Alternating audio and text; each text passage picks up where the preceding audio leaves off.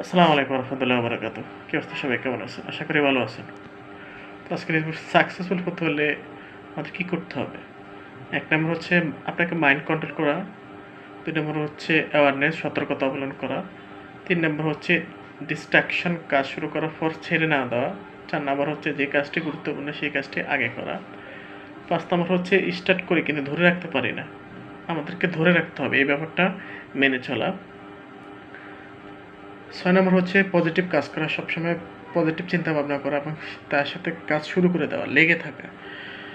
৭ নম্বর হচ্ছে never break the chain, কখনোই আপনার চেইনটাকে ব্রেক করবেন না, সবসময় একই চেইনে চলার চেষ্টা করবেন।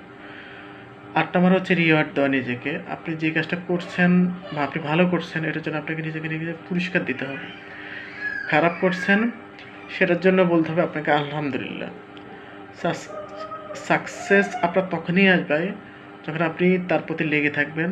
মনে রাখবেন, সাকসেস কখনো লাক হয় না, এটা হচ্ছে কনসিস্টেন্সি। আপনার কনসিস্টেন্সি, আপনার ধারাবাহিকতা আপনাকে সফলতার মুখের দিকে নিয়ে যাবে।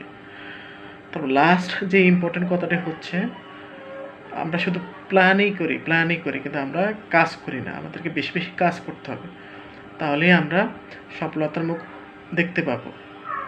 ভিডিওটি ভালো লাগলে অবশ্যই লাইক, কমেন্ট করবেন, শেয়ার করবেন। ধন্যবাদ সবাইকে। আসসালামু আলাইকুম রহমতুল্লাহ।